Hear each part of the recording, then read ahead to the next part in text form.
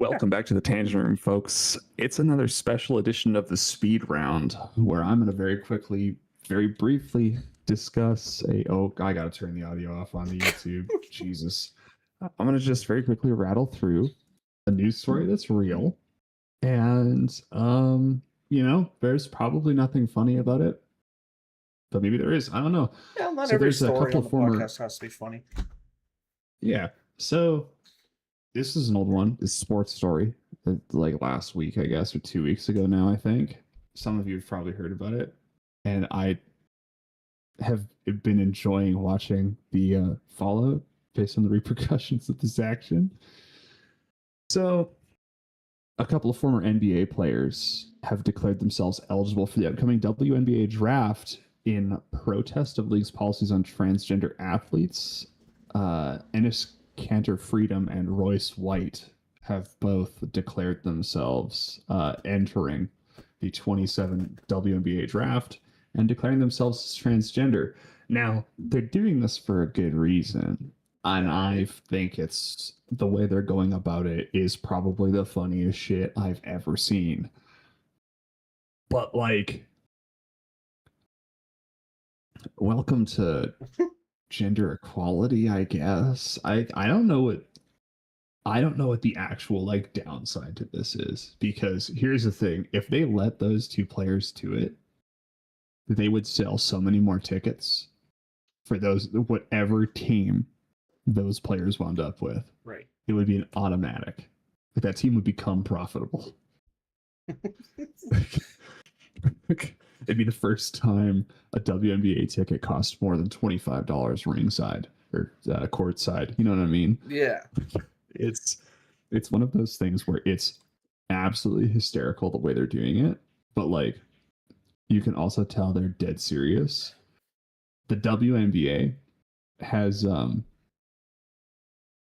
their commissioner Kathy Engelbert has come out, and a couple of different league spokespersons have stated that there are no immediate eligibility issues affecting the league, and they've criticized people for trying to use this topic to marginalize others. Mm-hmm. It's like, so the WNBA at this point is just like, yeah, okay. Because like they know what's good for business, you know what I'm saying? Okay. And anyways, I think it's funny because like some of the players very upset about this. The most upset.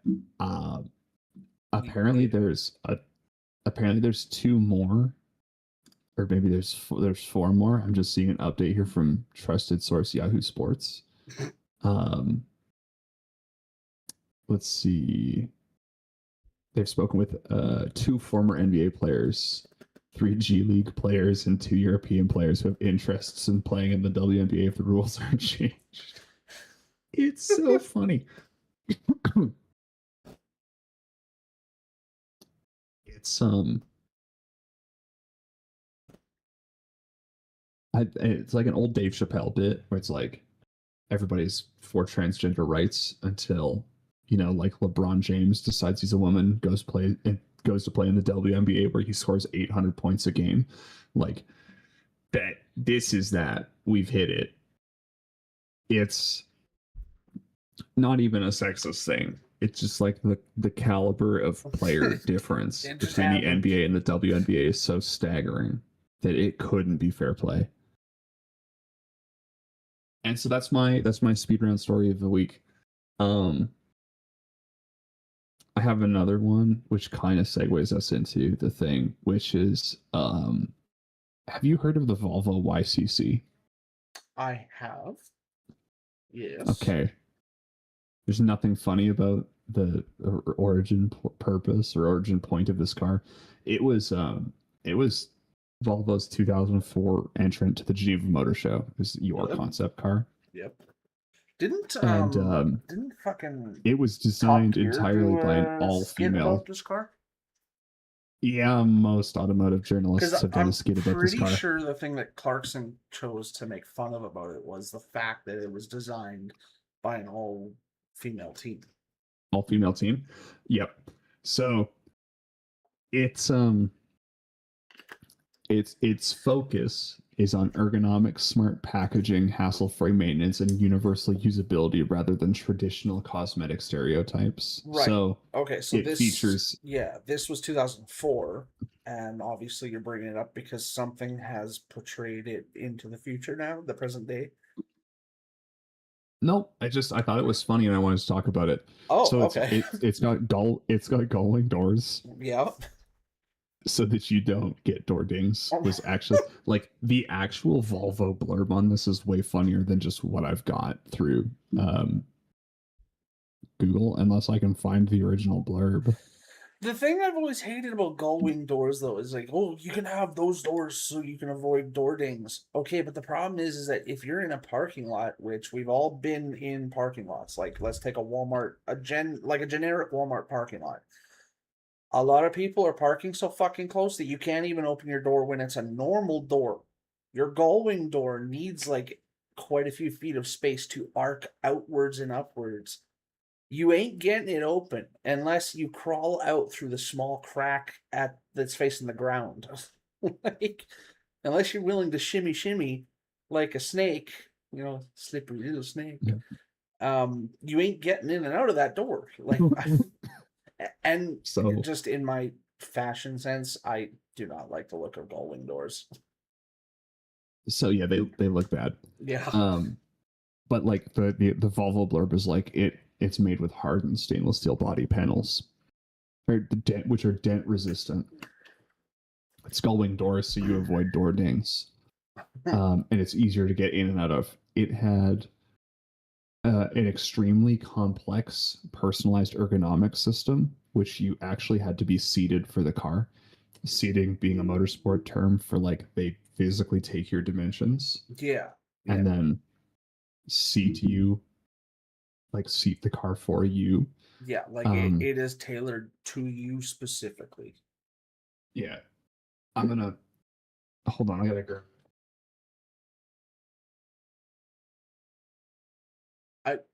Okay. Hold on, I gotta grab that and then just gone. Shit, not this one. So in other news, folks.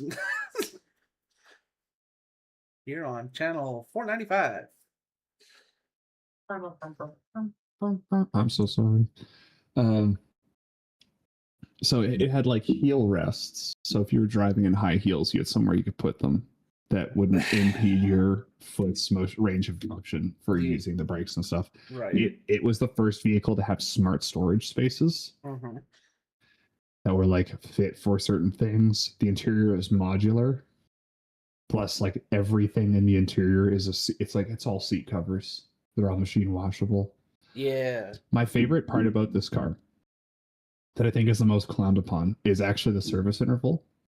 So it has no traditional hood. The mechanics were the only ones that could open it during service. Oil changes were extended to 31,000 miles. What? It had a 2.5 liter inline 5 with an integrated starter gear. And the only button that you could use to like access the hood was a button on the steering wheel, which the car would use to book itself in for service. And you would just receive you'd receive a letter or an email. This is 2004, probably email. Oh man, that could end so badly so quickly. Like, could you imagine just like the slightest thing goes one like fucking centimeter out around like ball joint or tie rod, and the car's like, oh, you don't have money for this? Too bad. Books itself in. Like, you're gonna call like every day. Oh, your car got booked in for this. Oh, your car booked itself for that. Fuck off. It also is the first vehicle to feature like an autonomous parking assistant. Yes. And yes. It had capless refueling. Very good. Yeah. It had capless refueling, which is made funnier by the fact that the fill port for the windshield washer fluid was in the fuel fill cap. So like the hatch that opens so you can put gas in your car is also where your windshield washer thing is. And in the Volvo blurb originally, it's like, but don't worry, there's a special lock so that only one opens at a time. And I had the thought, what if that broke? Yeah, what if that fails? Which is very likely. Like, Which happens all the time. fuel It's a car. systems They are break. one of the most common things to break. It's so whack as a concept, and it's so funny to me that like all of the features, and Volvo didn't lean into that, like the features being like very, I guess, good for the stereotypical female driver. Mhm. But I almost feel like they probably should have. Like they missed an opportunity. Oh, I can't imagine why they didn't make the overcomplicated car that was made by the overcomplicated team designed specifically for females. Ooh, boy, I wonder why they didn't make it. Perfect opportunity missed right there. Like, True. It's like when a studio spends tens of millions of dollars making a movie that they promise their fans, and then they decide for no reason really whatsoever that they're not going to release that movie ever. yep. And then many years later, and by that I mean either yesterday or tomorrow, I actually can't remember anymore. Coyote versus Acme finally released in theaters to a 101% score on Rotten Tomatoes. Jesus, really? Yeah. It is. I want to go see it. I Yeah. think it came out on the 18th. I know that in the past, all of the Looney Tunes movies have not been well received, but I'm going to be honest, I thoroughly enjoyed all of them. Like, I thought they were all funny in their own way. Yeah. So it's at 96% now. Oh, it comes out August 28th. That gives me time. I can go see it my payday weekend, and first weekend it's out. Cool. I'm gonna probably end up going to see it after, but I'm very excited for it. This movie was originally, it was made in like 2006 or Yeah. 2007, Yeah. and it's very much in that same like Who Framed Roger Rabbit vein, Oh yeah. Yeah. where Definitely. it blends the cartoon world and the real world. Yeah.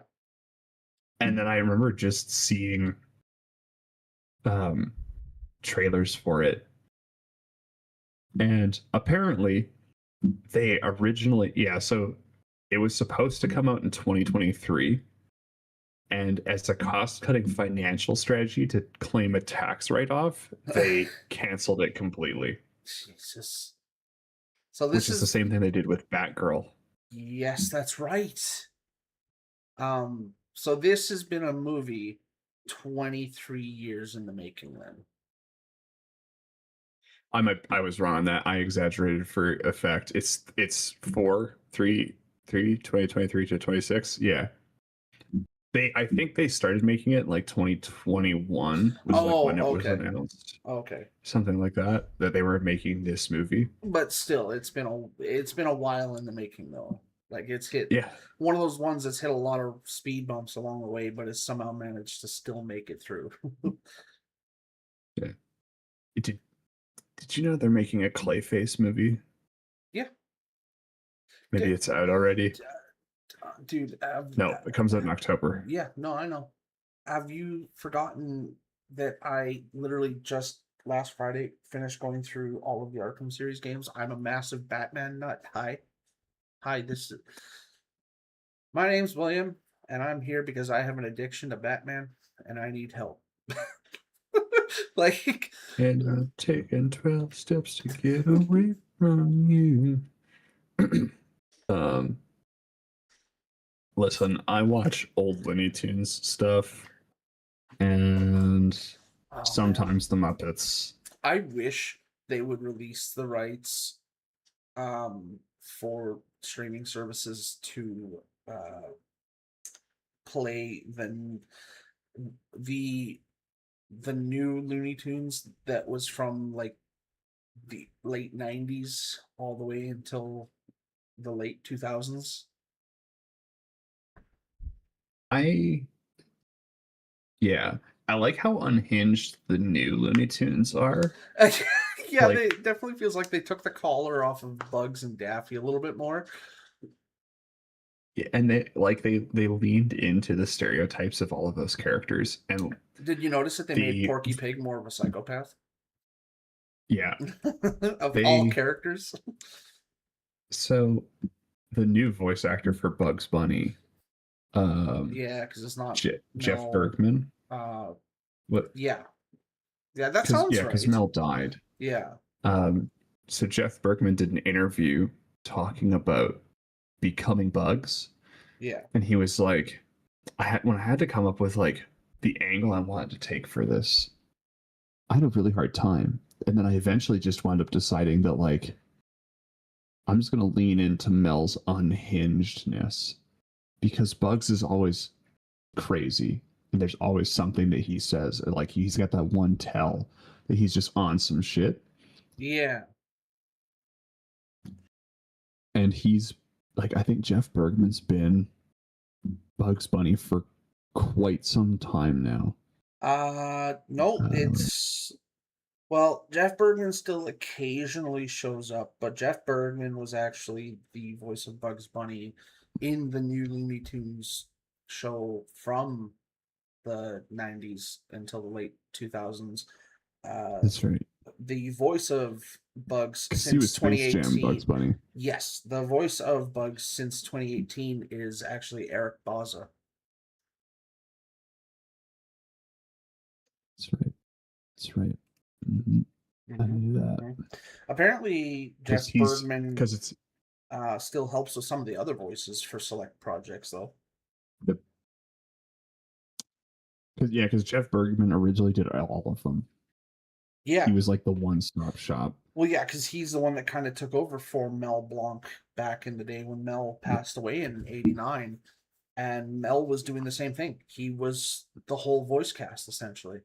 That's why the credits for the original Looney Tunes show from the '60s all the way until the early '90s when they ran out of Mel Blanc's recorded voice lines after he passed away.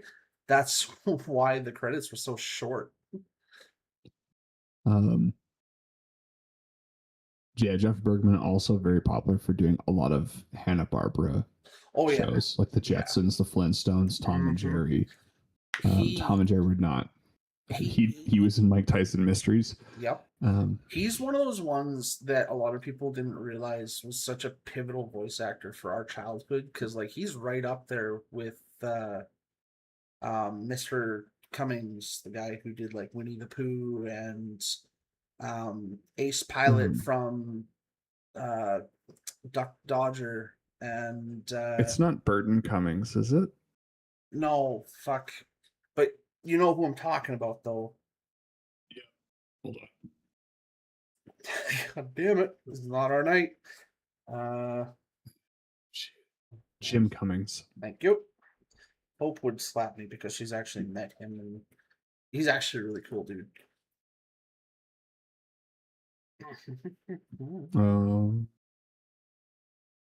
Well, Jim Cummings was Christopher Robin.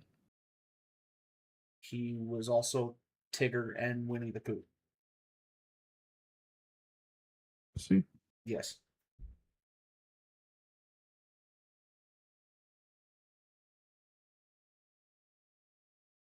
Right. Mm-hmm. But like he's Yep. so like Yes, he Jim was. Cummings, Jeff Bergman, those names are synonymous with like the 90s and 2000s for our childhood. Same thing as like Tara Strong, Tom Kenny, Billy West, Gray Delisle, Jeff Bennett, Kevin Conroy, Mark Hamill, like, you know, all of those people.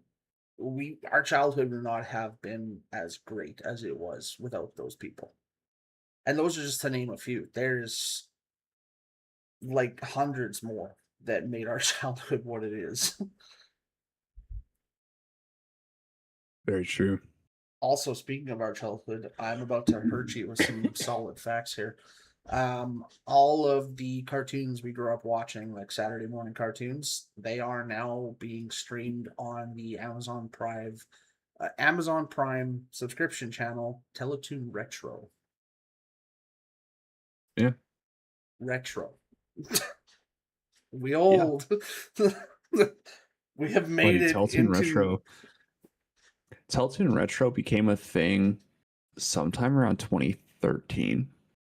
And its Yeah, its but primary focus has always been cartoons that are not on like prime time channels. yes, but if you So there remember was back then, Teletoon. they were playing stuff like the Smurfs, the Flintstones, and like My Pet Monster, all those like niche cartoons from the 70s and 80s, like Teenage Mutant Ninja Turtles, Spider-Man, Superman, the Justice League original series, stuff like that. But it has progressed to a point where now like Scooby-Doo and the Jetsons and a whole bunch of other shit that we grew up watching. Captain Caveman, all of those are on there, and I just saw that and I was like, oh, I feel old. Fucking even Ben 10's on there, and that's not even that old. No, but we are. Yeah, I know. Speaking of old, if you want a great way to see a lot of old stuff, you just gotta go to Taking Cruise Weekend Yeah. in good old downtown Saskatoon. Hit the Rock 102 show and shine. It's a great time. Mm-hmm. It was really hot this year. I think you and I can both agree. It was, The honestly. sun was a beating on us. Oh, dude, my ears just finally started peeling the sunburnt skin today. And I spent the first 2 hours of my shift at my desk cringing in pain because they were stinging, burning, and itching all at once. So like there was quite a few times where my boss walked into the back parts area because he knew I was doing an inventory count, trying to organize the inventory finally. And he walks in and sees me holding my earlobes, just sitting there with my elbows on my desk, holding my earlobes. And he stops and he's like, "Are you good? What's going on?" And I'm like, "My ears are burning, itching, and stinging. They peeled. Leave me alone." You pay me to stare at the screen anyways. Go away. Um, so that was fun. But I think what killed us so much though on Saturday was the fact that we spent so long sitting in those bleachers just to watch a handful of races when in reality we probably should have walked around a little more. This is evidence that track racing worst sport. Sorry, what? You heard me. Drag racing worst motorsport. NHRA begs to differ, along with Street Outlaws, Big Chief. Drag racing worst sport. If it's worst because sport, nothing happens. I will say that this time it was quite uneventful, but I think that's because all the people that rushed to come down here from the other provinces didn't do as much prep time as they should have on their cars. Like, for example, that 71 Superbird that blew its alcohol line all over the engine, started it on fire, and because of how that guy's fast... from Saskatoon. He is, but I'm talking about like the prep that should have been done. Alcohol lines generally don't blow like that unless it's got a weak link, which you're supposed to check. And so obviously something was overlooked, and it dried out so fast because of the fire that it... He blew a hole in the block. Yes, because of how fast the alcohol dried out from the fire. It overheated the system so fucking quickly that two rods flew through the block. Yeah,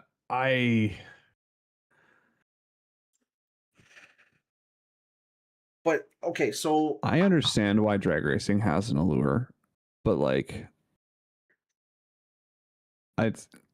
if you're doing it, that's one thing. If you're watching it, that's something else. It's definitely one of those sports where you go there to do it. I think this is going to be a really hot take, but I feel like it's deserved. Modern drag racing requires so little skill that it's not even that fun to do either. And like, unless you're driving a manual vehicle that you're just fighting the whole time, like I was. And even then, I wasn't having fun. I was just getting pissed because I couldn't make the car do what I wanted it to do. Even though I've made it do significantly more intensive things before. So Well, for one, that's why I don't leave my car in just drive. I put it down into the, but I know I don't have a clutch, but button manual at least. So then if I go to red line on a gear, Yeah. it fucks me over because I wasn't paying attention. It is very much a mental game though, because there's a lot of factors you need to pay attention to, similar to track racing. You know, like when you're doing time attacks, how many things are you paying attention to when you go around every corner, right? Well, you're doing that in the sense on the drag track where you're trying to pay attention to what every little feel of the car does, because if that car twists, you've got a car on one side that you're going to smash into, a cement wall on the other side, but you also want to make sure you're keeping traction, proper throttle pressure, because if you go too much, you're going to lose traction. You go not enough, you're going to lose time. You want to make sure you're not twisting any components or breaking anything. And you want to make sure you're launching at a time because you're trying to beat your own time. That's the whole point of going there, and not overheating anything. Because look at what I did when I went there with you. We went so many times and I got so into it that I didn't pay attention to the fact that my transmission started to overheat and my second gear started slipping.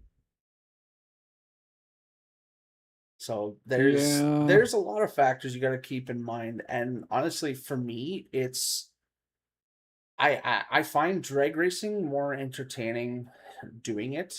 If you go there to watch it, most people go there to watch purely because they're wishing that they could also be doing it. But I find it way more entertaining than track, if I'm being brutally honest.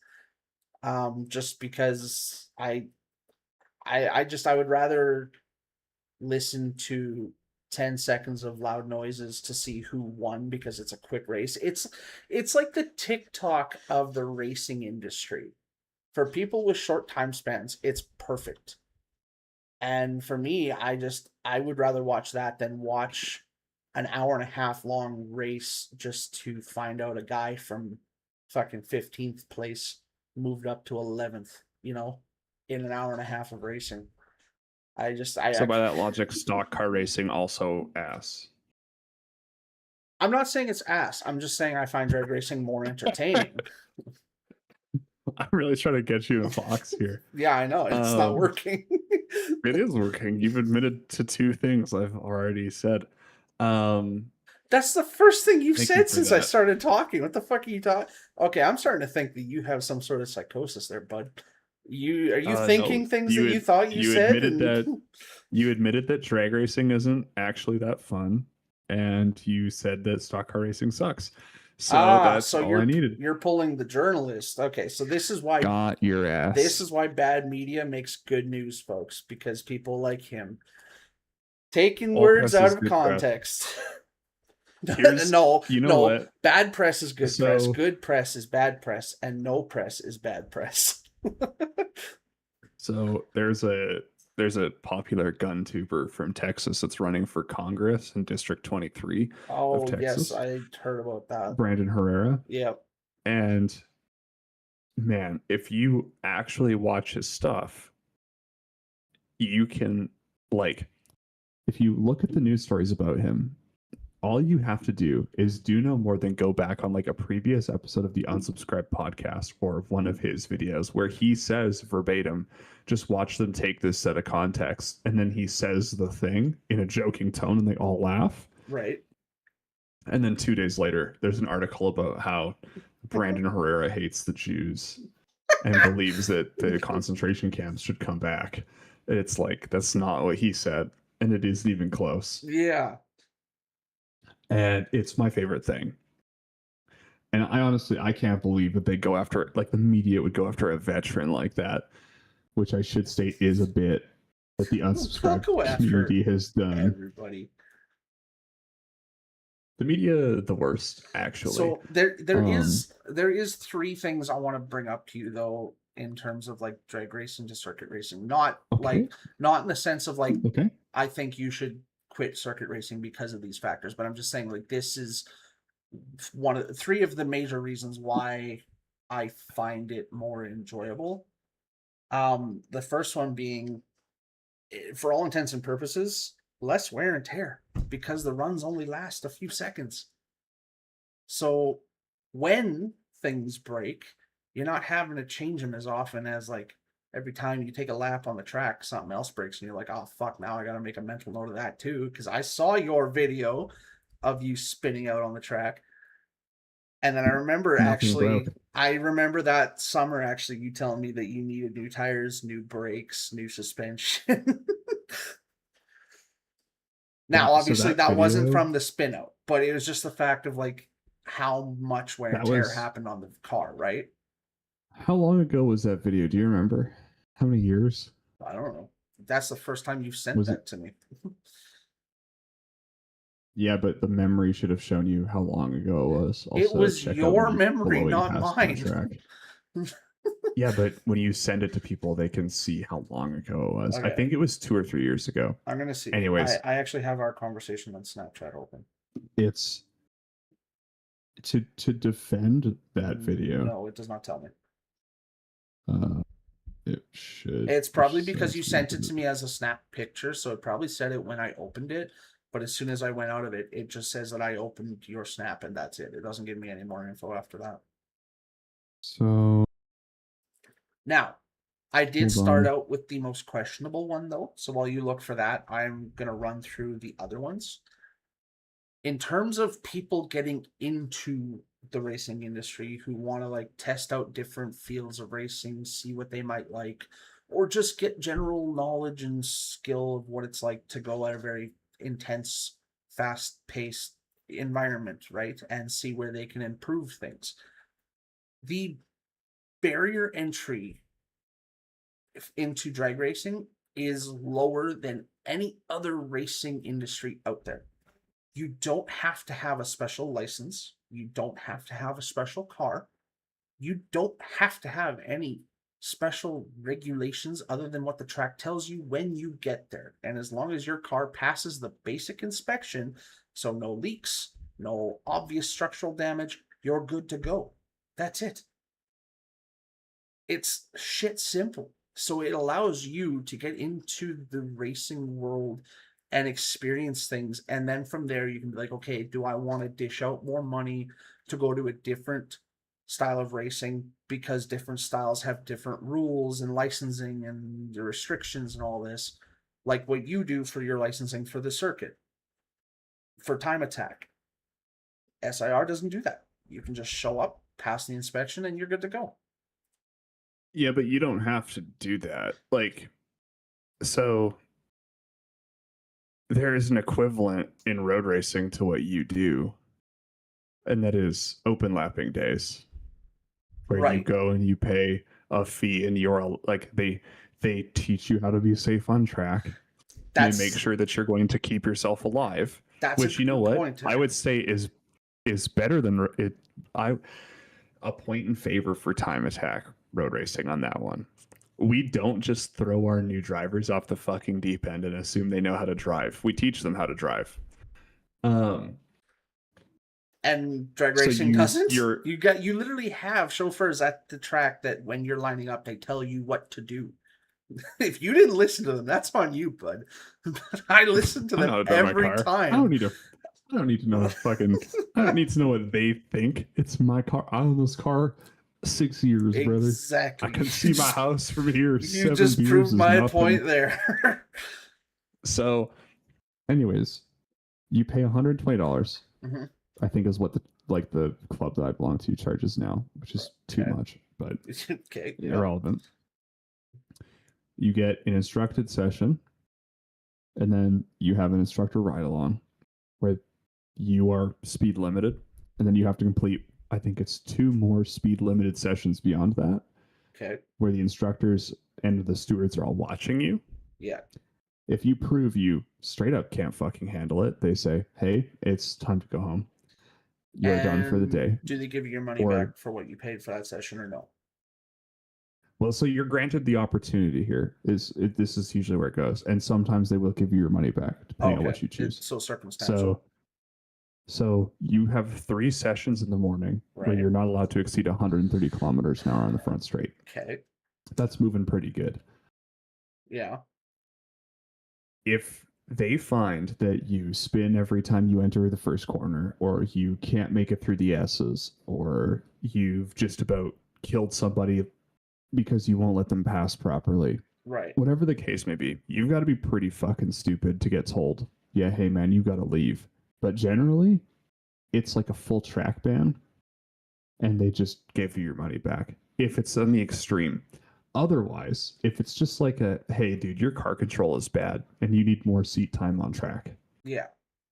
what happens is you don't get your speed limit removed. Right. You are stuck at the limit until you can run at least a session proving that you can go good. And what the club will then do is provide you with an instructor to ride with you in the car. Yeah. And give you more instruction for free. So we have open lapping days. Bring a helmet. It's fun. You can bring literally your grandma's car. We don't even tech them. We do self-declared tech, which is easier than drag racing. So like arguably it could be less safe, but it is more fun. That is the one thing I will give you over drag racing that makes it easier is the self-tech. But like you said, that definitely makes it less safe because obviously a trained tech inspecting your vehicle compared to someone who is not trained, like obviously you and me, we have enough knowledge to be able to look over our vehicle and be like, hey, that's questionable, that's not okay, and this is good. But someone who's new to the racing industry and has no idea, they're not gonna know. Yeah. When you do your self-declared tech form, yeah, there are people walking the pits at all times, asking if you need help. Usually the stewards and the instructors and the staff. What they're looking for is your tires. Yeah. Yeah, I imagine that would be like one of the number one things for you guys. The number one thing that we like press upon the people that are showing up is if you feel your brake pedal start to get soft, you need to stop. Yeah. That like you need to stop and your day is over. Yeah. You can ask a road racer if they have brake fluid, but if they don't, that's it. That's your day done. Right. And the corner staff know what to look for. A car that nosedives and then just kind of seems to coast, that's brake fade, right? Yeah. So like they're looking for signs that your vehicle is failing. The corners, like the gate, pit entrance, exit staff, they're looking at your car every time you come and go, and they take it. You'd think it'd be harder to get a good look at them than it is, but they take a pretty thorough look at. Yeah. Okay. I can see this guy's tires are dry rotting. They will stop you. Right. They'll stop you at pit exit and like, yeah, no, your tires are cracking. What do you think you're doing? We try to, and in those events, if your car's unsafe and you haven't even touched the track, you get your money back. Because we're not trying to have people die, we also have people sign a liability waiver. So club's not responsible if you do die. It's your car. You should know if it's good or not. But so that's the thing. Though, I think apples to apples at a grassroots level, Time Attack probably actually cheaper. No, because you could just go buy a used. You could go buy a used car tomorrow, and then just drive out to an open lapping day. Right, but the closest. Okay, as long as the tires on it aren't fucked, you're good. There's three things you need to think about with what you just said, though. Ignore the fact that we don't have a road course here. Exactly. That's not relevant to the conversation. That's point two. So point one is you can buy a cheap car for street legals in drag racing as well. So same price. Let's say across the board, you buy a car that's like $5,000. Okay, I'm not going to name a specific car. It's $5,000 across the board. You buy a C5 Chevy Corvette. Sure, you can do the same thing for drag racing for street legals. And point two, it costs you 20 minutes of time and basically no gas at all to get to the local drag track here. It costs you how much to get your car out to the closest track in Gimli, Manitoba for road racing? That's an unfair comparison. I'm not trying to make it an unfair comparison. I'm just being realistic in the distance to the tracks, okay? You've absolutely tried to make this an unfair comparison. So number three, how much is it to race, you said? It's $120 for the day. It's $50 to race at SIR For how long? all day. That's a lie. Yeah, no, it's not. You and me went all day in the Impala, and that's what we paid. Remember, $10 for you to ride with me and $50 for me to race. We went after work on a Friday. Yeah, we were there for half the day, but there was no limits on races. You and me did close to fucking 15 runs, but there were guys out there who had been there since they opened the doors at 9 o'clock that morning. If you paid a race there from when the racing gates open to when they close, you can go as many times as you want. Why do you think so many of them don't rush to line up at first and they just sit in the pits and grab some grub first? You can race all day off that $50. There's no limitations. Otherwise, they would tell you at the booth when you pay for the ticket. I don't even remember what I paid to get in. I paid for you, and it was $10 because you weren't driving the car. Yeah. You were coming with me, so you were classified as a spectator. Yeah. If you ignore the cost to get there because you're buying a vehicle to go do the thing, yeah, getting to and from the place is minor. So the WSCC does they do a prorate if you normally, and this has changed a little bit over time, but the way it used to work when I first started was if you paid to race open lapping on Friday, you could pay a small fee to do Saturday and then another small fee to do Sunday, and it was diminishing. Yeah. So it'd be like it was $100 for Friday, right? And it'd be $30 for Saturday, and then $20 for Sunday. So you get $150 for 3 days. Yeah. In the first day was all on track. Like it used to be 15-minute sessions. They've changed it to 10s, which is better because nobody runs 15 minutes anyways. Yeah. At minute 12, everybody's pulled back into the pits because they've overcooked their brakes. Right. Yeah, it just seemed like it was causing more problems than anything. I've been told by multiple people in the history of the club doing open lapping days, I'm the only person to run a full 15. Fair enough. And I did that my first year because I went out during a speed limited session in my prepped car. Yeah. Well, prepped is kind of irrelevant. It had new tires on it and stock brakes. Right. And I did speed limited laps for 15 minutes straight. I knocked out I think it worked up to 12 laps in a session. And then they gave me 2 full cooldown laps after the session ended. Hi, Steph. And so I got 2 full cooldown laps where I just coasted the track. And then I came in and I parked it. Right. And then a bunch of track officials were like, you really just kind of went out and had fun. And I was like, yeah. That is I was learning the track. I got 15 minutes. I used 15 minutes. The next session I went out, I was an impediment to everyone around me because my car had a hard time over 130 kilometers an hour. But I still went out and I still did 15 minutes because there was a 5-minute break between sessions for the corner staff, all the stewards and the workers. Right. And I went out and I ran another 15 minutes. If you had a car that was in good enough mechanical shape as a baseline, which is why I used I think you'd have to use a C4 Corvette because a C5 is too expensive in Canada. Right. But you buy a Corvette, it's nice. Everything works. It's been maintained. You get a good deal on a good car, like my motorcycle. I like how you're just switching instead of letting me counterpoint everything you said about road racing. You can absolutely just go rip all day. And the things you need to be successful are the same you need for drag racing. You need good tires and good brakes. Yeah, but and you need a baseline of the cost to get there, which is the only thing that I have going against me here. Not just that, though. Everything you stated for open lapping and time attack, though, for entry level, is still about 2 to 3 times more restricted than what it is for entry level drag racing.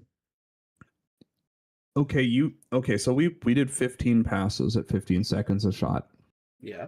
Right, let's just say. We'll round up. Yeah. Well, you're not far off. It was always either really low 15s or really high 14s. Yeah. If I run a time attack session, Yeah. in every session I'm allowed to run in an open lapping. So time attack is 7. One warm up, 5 hot, 1 cool. Yeah. Back into the pits. That's 7 laps a session. I get 4 of those a day. That's 28 laps. Mm-hmm. I get 15 times more track time for twice the price. Which at that point just becomes too long. Honestly, because like think How? think How about is it. that too long? 15 seconds, 15 seconds a run, super quick, done and over with. You get that raw sensory overload, that excitement in that 15 seconds. Meanwhile, you're busting down the track for what? Just over a minute. My golf was a minute 12 seconds a lap. Yeah, okay, so about a minute and At quarter full rip. leisurely. And that's like hot laps are a minute 20. Yeah, is kind of what you aim for. and you're doing that 7 laps in a row. Eventually, for me, it get like just with my mindset. Obviously, it's different for you, but my mindset looks at it and goes, "Okay, but how do I build up that excitement? Like, where's that immediate like wow surprise factor? Because like you don't have the The immediate wow surprise high. factor is fucking up. Well, yeah, but it's when you think you don't have to concentrate on what you're doing anymore because it's become monotonous. Like time yes, attack but they don't doesn't want allow you itself to. to be. They don't want you to do that though. But you can. They're not going to yell at you if you don't do it on purpose. That's not a problem. The problem is when you're not like you're blatantly not paying attention and you do it on purpose. That's when they're going to tell you you can't run anymore. You're recklessly endangering lives. Yeah. The fun comes from you're in traffic and you've got to let people pass, or you're being held up and you have to pass. And so now you've got to set up a pass, or you have to help the person behind you set up their pass, because there's only 2 points you can actually let someone pass you on track. Yeah. Because there's only 2 places it's safe. And see, when it's raining. That just makes it nerve-wracking, because if I'm sitting there and a guy comes up behind me, I'm like shitting bricks now, because it's like, fuck, I need to get out of his way. How do I do that safely? Whereas you don't have to worry about that in drag racing. There's a guy beside you. Guess what? Your job in that moment is to outrun him. It's like open lapping. There is, like, we were talking about me trying to shift my motorcycle fast. Yeah. And like, that's not the point. Well, not until open lapping, not until you're comfortable with it. That's the point, right? Like that, it's the same thing with open lapping. It's not go as fast as you can right off the rip. It's build it, get faster. Every lap, try to go faster. Right. Go faster until you hit the car's limit. The thing is, though, is like going fast, and then decide if you want to fix the car. Fair. Going fast for a minute and 12 seconds, though, eventually your adrenaline just dies out, and you're like, oh, I'm just, just sitting here, hanging out, going down a straightaway at 160. Oh, hard braking to take a left turn. Like, I just don't see a big wow factor in that for me. You need to come to the track with me. The only thing that will settle this debate for once and for all will be when you come to Gimli with me and I put you in the passenger seat of my slow ass fucking car. I just can't believe that you said this to me about drag racing after you have gone with me in the car. The problem is it's like our viewpoints on this are opposed. Like we're looking at this. That we're looking at this the same way, but from opposite sides. It's also like, very much personal interests. I'm saying drag racing is no fun, because why would I want to go fast for 15 seconds when I could go fast for like a 13-minute session? And you're saying, why would I want to spend 13 minutes on track when I could spend 15 seconds on track? It's like... It's about that adrenaline overload in the 15 seconds. Yeah, that's the point of it for me.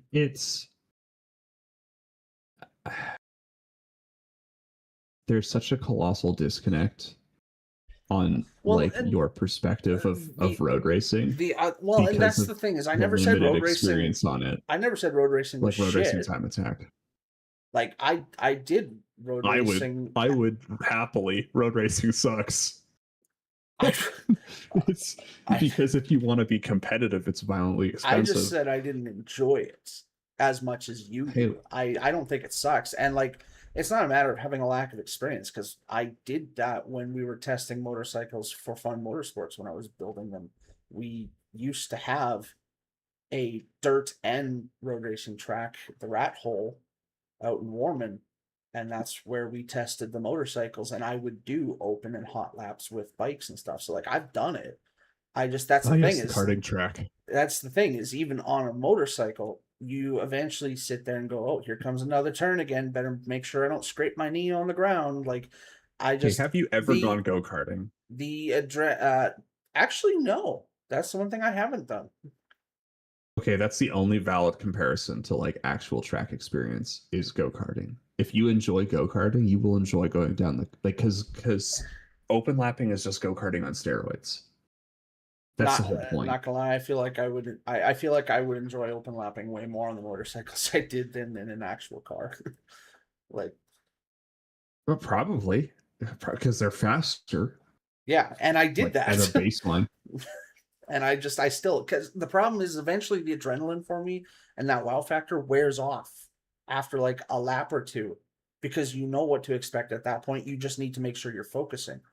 With drag racing, it's very unsuspecting in the sense of like, you never know who you're lining up against. You don't know what to expect. There are no like class restrictions when you're doing open drags or street legals and stuff like that. Anybody can race anything they want.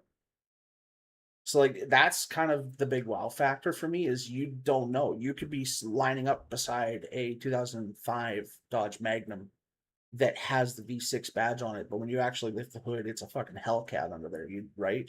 Like, and that thing is gonna run an 11-second on you. You don't know, and that's part of that surprise wow factor. The other nice thing with drag racing is you also get that immediate gratification of like, hey, that was a lot of fun. You don't have to wait through 7 laps and like 10 to 15 minutes of lapping just to be like, oh, it's over. I feel good. Goddamn kids these days don't want to work for nothing. You get that like sensory drop off with it, you know? You got to work for your fun, boy. Like, that's why I enjoy watching the F1 races, because the laps don't take forever. And that's partially in part because of how fast those things go around corners and on straightaways. But it makes up that time delay for me of like, oh my God, this is taking forever. But in the blink of an eye, they've already done like 5 or 6 laps. And it's like, holy shit. The amount of time it takes a Formula One car to do a lap of most tracks on average is about what it takes me to do a lap of Gimli. Yeah, but they're faster. Gimli is a small track. F1 cars are more entertaining. Anyways, Cruise Weekend was this weekend. We had a lot of fun. We went to SIR. We went to watch drag racing. I don't know how to continue this conversation without like actually kind of hitting you. I would. Who rage baited who? No, I would actually. I would actually really like to one of these times you go with you, because it would be nice to experience the track again. It's just because I've done more of it, especially in recent years, I personally enjoy drag racing just a little bit more. But I do think road racing is fun though. It is cool. There's so many points to road racing that I enjoy that I don't know that I can actually articulate. There's a lot of rule sets no matter what racing industry you're looking at, and it gets to a point where like your brain just latches on to the stuff that you absolutely need to know for when you're going around. It's just limitless fun. Any racing is a lot of fun. That's what I will say, because I've done a lot of them in one way or another, and especially street racing, which we here at the Tangent Room endorse. I will not confirm nor deny without my lawyer present. I have been advised it's I'm, probably ill for me to I'm just hold respond. on. I'm getting a phone call. Yeah. hmm Mhm, What do you mean I shouldn't have said that? mhm. Oh boy, Are you sure? breach of contract. Breach of contract. But road racing is fun. You even agreed. We went road racing last weekend. It's always street racing. Yeah, Yeah, I remember know. road racing. Wait, we folks, don't endorse not street street. racing? Somebody's got to call Okay. Juan in Yeah, his I'll- Civic. I'll let them know. Okay, so Terrible news. Turns out we don't endorse street racing. Good. My cease and desist is still intact. I really played the long bit on that one. But it's break time. It is break time. That's Thank actually God. perfect that the fucking We- background we stream almost is got also sued. doing it. Oh, is it actually? Yeah, it is. Because we started at the same time. Yep. All right, we'll be God, back in good. 3 minutes. We are so good at Oh, this. we're amazing. We're the best.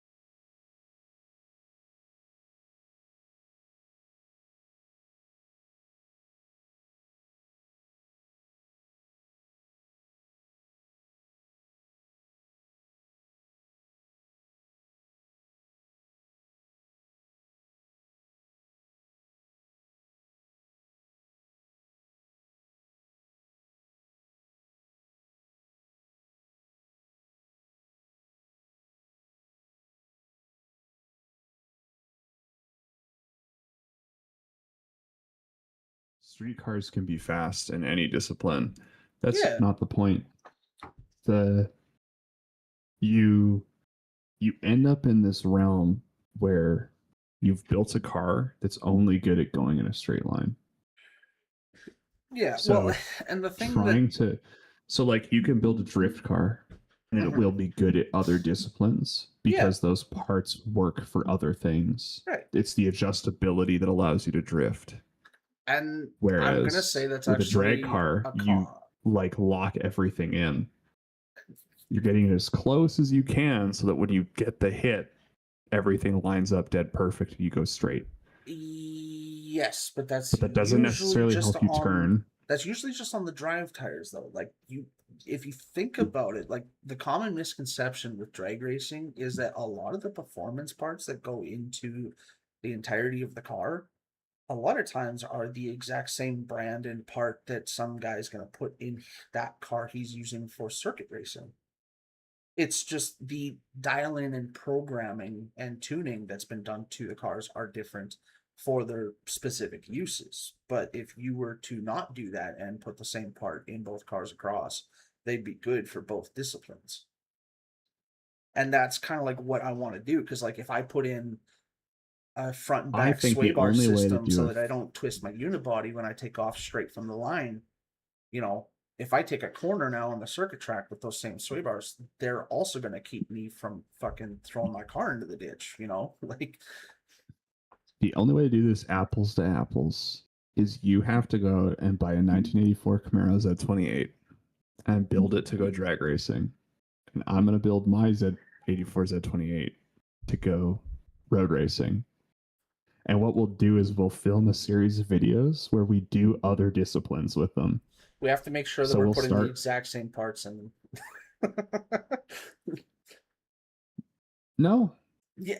No, you can Otherwise, just- the tuning can- and programming could be the argue point that they're different. no, you keep the motors, like motor transmission combo. Yeah. It, like, you know what? I'll even. Yes, I'll but what I tighten mean it though up a is little like bit. if Just you the if you motor. put in, like, let's say KYS suspension and Brembo brake system, right? I now am going to put KYS suspension and Brembo brake system in it because then they have the exact same thing, but one's for drag racing, one's for circuit racing, and we can see the differences there. No, that's I'm trying to get a little bit more extreme with it. So the parts that go into the motor Yeah. did the same. Okay. The fair. idea being Yeah. to get the most one-to-one spec motor we can out of two separate cars. Right. Yeah.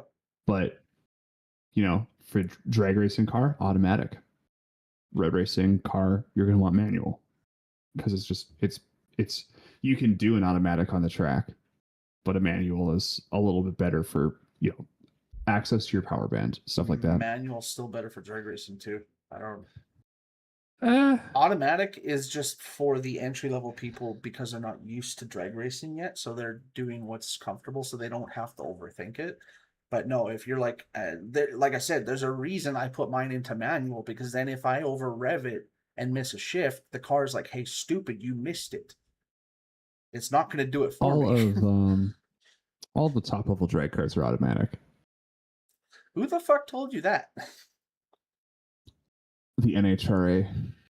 I have questions about what you read because most of the NHRA like top fuel dragsters are running a like 2-speed power glide. Which is an automatic transmission. Thank you for proving my point. No, it was originally a manual column shift. 2-speed power glide is not a fucking manual transmission. Dude, you're the one that told me just change the valve body and do what I need to do to change my automatic transmission from manual. What would make you think they're not doing the same thing? The Chevrolet Power Glide is a legendary 2-speed automatic transmission produced by General Motors from 1950 through 1973. That was the one that was put in the daily drivers. Jesus Christ. It's an automatic, buddy. I don't know what to tell you here. Because drag racers, the go-to is the Power Glide, a built 4L80, or a built Turbo 350. Those are all automatics. Because stick shift drag racing is its own class. It's its own subset. Oh, we're actually both wrong. Impossible. Top fuel dragsters do not run a manual or an automatic. They run 1-to-1. They are direct drive that use a heavy multi-disc centrifugal slipper clutch connected straight to a single speed rear end. which is basically automatic if you think about No, it. it's not, you fucking idiot. They're using the slipper clutch like a torque converter. No, you dumbass. You're No, on- That's automatic. no, because it would have to If have. you can step on one pedal and the car moves forward, that's automatic. So what's the reasoning for when it can also go backwards then after doing a burnout?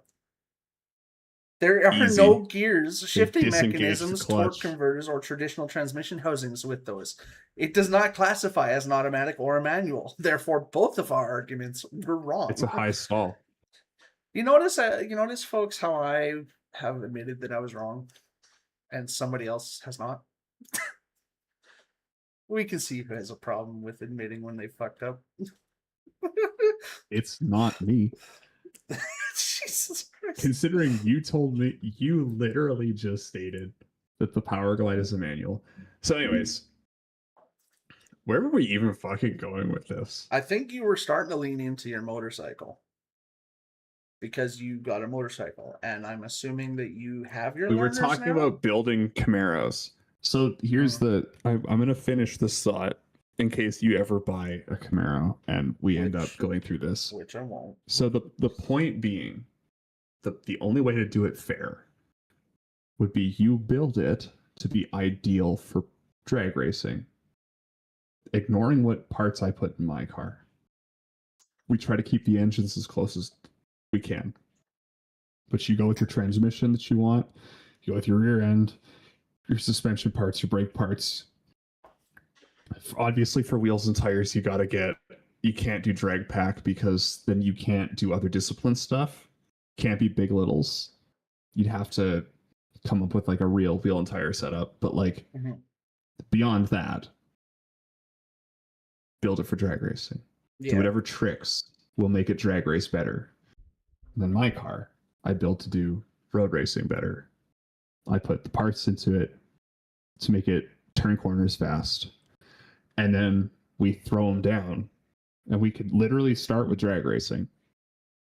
And we just heads up, side by side, which is faster down the drag strip. And then we go to a road course. And we heads up time lapse. And then we go drifting. And then we go rallycross. And, just continue down the endless. Yeah, eventually we're going to get to shit Dakar. pile. Eventually we'll get to the Dakar desert and we will end up running through the desert. Obviously, that would be the most fair way to do that. Obviously, Is it's not. build If it you to set it do up what for you want. So the point of what I was saying wasn't to say like it's gonna be perfect in every industry. What I was meaning by my explanation, which I can understand why that came across differently, was that if you build a car for drag racing and it's not like a top fuel dragster or something, like it's just a car that like what we're trying to do with the Impala, put a V8 in there instead of the V6 and have that V8 pumping out like 500 to 700 horse. Obviously, we're going to tune it for street and strip, drag racing and daily driving, but it does not mean that I would not be able to make a lap on the open circuit or also be able to drift it, because God knows at that point it's going to have more than enough power to kick the rear end out. It just won't do as well as cars that have been specifically tuned for those disciplines. But it doesn't mean that it's inaccessible to do it. Like, I don't want a car that is just designed for the drag strip, but you can't drive it on the street, because like I don't want a $200,000 drag car sitting in my garage taking up space that I can only drive a handful of times in the summer, Like, I want something that I can take out every day and not get pulled over and be like, hey, that's not supposed to be on the road. And then take it either to the impound lot or wherever they want me to go with it. I want something that I can take out, drive to work every day, and then if I so choose to, on a Friday night, go out to the drag strip and have some fun with it and still put up some very respectable times. Mm-hmm. I see what you're saying. Yeah. But again, it all comes back to the fact of like, I didn't mean to come across as if like road racing sucks ass for me. It doesn't. I think it's really cool. I just That's absolutely what you said. because of rage baiting ain't gonna work. You thought he got us, but he was wrong. But just because of the We got price, it on film, folks. just because of the price and availability throughout the time that I was on disability, I latched onto drag racing more than I had in previous years because it was still a discipline of racing that I was able to get into and not ask myself, hey, am I going to be able to afford my bills at the end of the month because I'm not making the kind of money I used to? No, I could still go out there, have a fun, weekend with it, and still be able to drive my car the next day. I famously have never had drivability issues in my car after going time attack. Mm-hmm. Yep. So I've heard. Never once. I've heard you've gotten pretty lucky. I've been extremely lucky, and that's why I Yeah. will never win the lottery. Yeah, and that's why you Mhm. never trailer your car out to the Gimli track. You always drive it. I mean, I do now because I have a truck, so why not? But it's nice to have a vehicle that you can guarantee is going to make it. When you can trailer your car home, the inhibitions about how hard you can push go away. Yeah. And by go away, I mean completely fucking disappear. That's kind It's of night why. and day. Oh, It's like somebody turns the switch on. Well, yeah, because then if something completely breaks and you're not fucked, you still As long as you don't oil down the track, you'll have friends to push your car on the trailer. Yeah. And you you're won't- good. and you'll still be able to get home safely. That's actually kind of why, because like, as much as it sucks to admit, it is getting harder for me to get in and out of my car because of my leg problems. And so what I want to do is, once the project on the motorcycle and the car are done, by then the Hope's Durango will be paid off. I'm actually considering at that point, if I haven't bought a second motorcycle yet, I'm going to just go get a Hemi Durango, because I actually have a really easy time getting in and out of our Durango. It's at the perfect height where I can just slide into the seat. I don't have to like jump up or squat down.